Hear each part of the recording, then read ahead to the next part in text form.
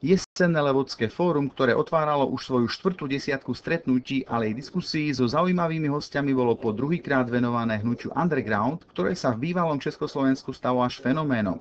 Iniciátorom témy tohto fóra bol jeho spoluzakladateľ Zbyněk Prokop. Bolo to skôr niečo, čo som cítil ako, že by bolo fajn, aby cez mojich priateľov, s ktorými sme založili Levodské fórum, že by tu vlastne chodili aj moji priatelia z Čiech a ľudia, ktorí si ja vážim a cením, ktorí už mnohí zomreli.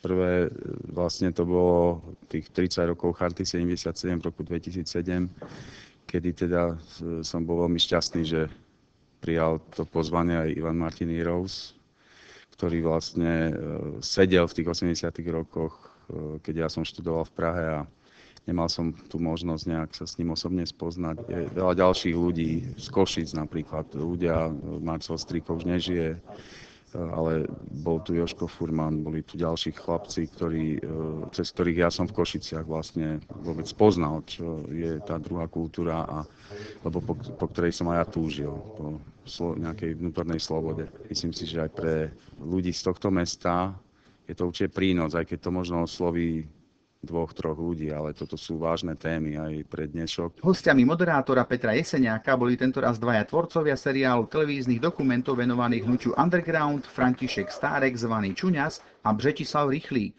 Tí obecenstvu v Levodskom divadle priblížili jednak hnutie ako také, no rovnako aj výrobu niektorých častí seriálu momentálne vysielaného v Česku. Vznikem tohohle cyklu vlastně Česká televize splatila české společnosti jakýsi velice zásadní dluh, a to dluh vůči subkultuře, která samozřejmě v době svého vzniku neměla nějaké politické ambice, ale ten režim tím tvrdým tlakem a zacházením s ní, zavíráním, likvidací a vyháněním do exilu, tak v podstatě z toho udělal jakési politikum. Underground je vždycky na okraji společnosti, nemá ambice, aby se stal nějakým mainstreamovým společenstvím, který by sbíralo ceny a tak. To si řeší sám, Underground si to jak si řeší sám u sebe. To společenství, které žije undergroundem, tak vytváří určitou paralelní strukturu a ta samozřejmě nepohne celou spoločností. Podľa diskutérov fóra zmyslom cyklu bolo priniesť spoločnosti svedectvo a ukázať jej, že sloboda neprišla sama od seba a ani nebola zadarmo. A na druhé straně ukázat taky, že vlastně ty lidé v té době mladí, dnes už dílem starci a dílem mrtví, měli prostě touhu po nějakém přesahu, udělat něco, co je přesahuje. Tady z toho je jaksi pro mě bytostně důležité, abych výsledky své práce předával dál.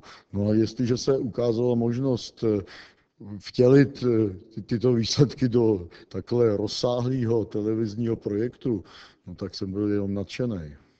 Súčasťou večera bola aj projekcia 2-hodinových častí 40-dielneho cyklu.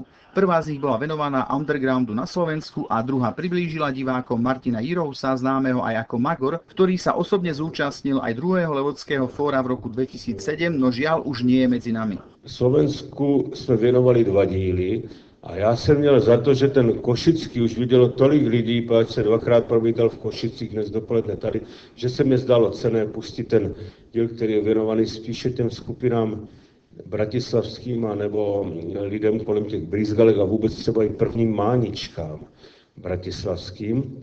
Priestor na otázky dostali počas prestávky medzi projekciami ako obvykle aj diváci. Posledné tohtoročné fórum v decembri by malo byť venované chasickým piesňam v podaní dvojice Lupták Lenko.